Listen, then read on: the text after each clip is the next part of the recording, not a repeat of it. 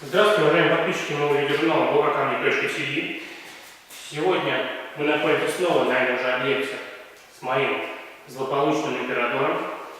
На прошлом видео я задавал вопрос, хотел поинтересоваться вашим мнением по поводу того, что можно было с этой плитой сделать. Напомню, что во время монтажа плита из императора, высота ее примерно 2,5 метра ее высота. Во время монтажа она лопнула, и у нас вот здесь вот образовался шов толщиной, наверное, метров 7. Вот. Мы его зашлифовали, выровняли, но при этом отражение у нас получилось небольшой линдочка блюдцем, и это не очень нравится заказчику. Ну, это, собственно говоря, никому не нравится, поэтому что об этом говорить. Собственно говоря, и был вопрос в том, кто как бы в этой ситуации поступил. Сошлифовал бы, выровнял, заполировал, либо все это дело снес и изменил. Заменил плиту, вернее. Вот. Я на самом деле очень благодарен всем вашим советам и ответам. Они действительно ценные. Многие говорят, что нужно продолжать до победного шлифовать и полировать. Кто-то говорит, что не надо с этим связываться, заменяя плиту, себе будет дешевле и качественней. Я на самом деле по природе своей экспериментатор. Я не люблю стандартные какие-то решения, всегда люблю экспериментировать, поэтому и в данном случае я тоже пока принимаю решение экспериментировать. Я отдаю себе отчет, что если мы будем продолжать шлифовать и полировать, ничего хорошего, наверное, не получится, потому что у нас есть небольшой перепад между плитами. Соответственно, чтобы выровнять ее в идеал, ее нужно дорабатывать на каком-то либо столе, либо...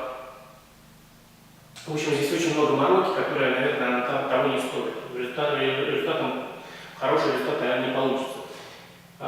Где-то в подкорке своего головного мозга я на самом деле полностью согласен с тем вариантом, что лучше это все дело снять и поставить новую. Приложить максимум усилий, чтобы ее можно было аккуратно сюда донести и поставить.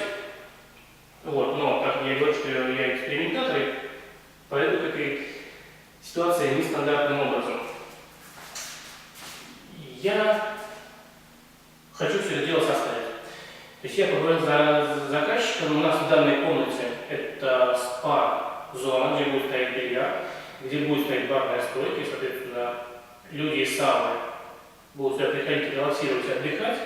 И данная комната у нас сделана в таких не блестящих тонах.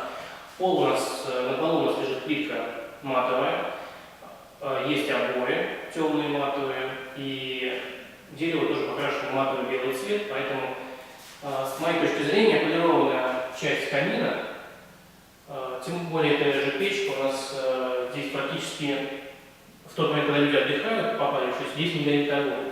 Поэтому блестящая часть, она, наверное, не очень сюда уместна. Мне так показалось, я об этом заявил заказчику. Вот, поэтому мы решили все это дело составить, убрать полировку, составить. Ставить мы будем с помощью вот таких ковшеток. Первоначально первым номером я использую обычную небольшого диаметра ковшеточку. Так, с резкостью, конечно, не очень хорошо, но думаю, суть понятна, да? Она, по-моему, 75 мм. В магазине обычно продается, стоит 150 рублей. Вот, беру я обычно маленькую, специально, чтобы она посильнее выявила. Хватает ее на 2-3 раза использования. Вот, но при этом она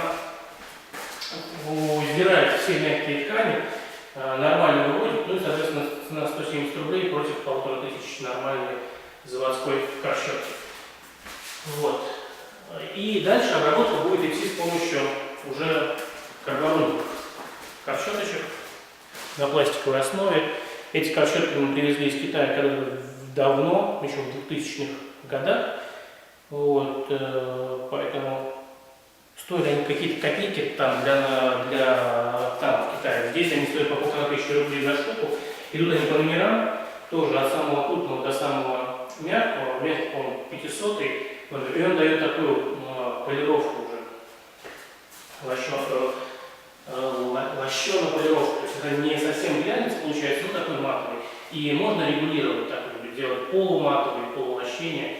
Вот. И мне на самом деле такая обработка нравится. Вот. При этом во время данной обработки, что называется антиката, античная такая обработка, у нас все мягкие включения из камня убираются. Получается такая фактурная, интересная поверхность, более стойкая, кстати говоря, к внешнему воздействию. Какие-то белые кварцевые пятна у нас поступают наружу, рыжие всякие полосочки, они наоборот выходят. И таким образом наша трещина, она вот во всем вот в этом такой поверхности интересно, она пропадет и исчезнет. Вот, ее можно будет разбить, где-то ставить какие-то камешки, чтобы перебить вот эту линию.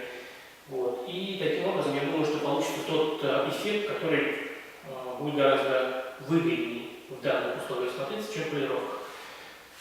Вот, собственно говоря, и приступим к такой вот операции, именно старению. Вот.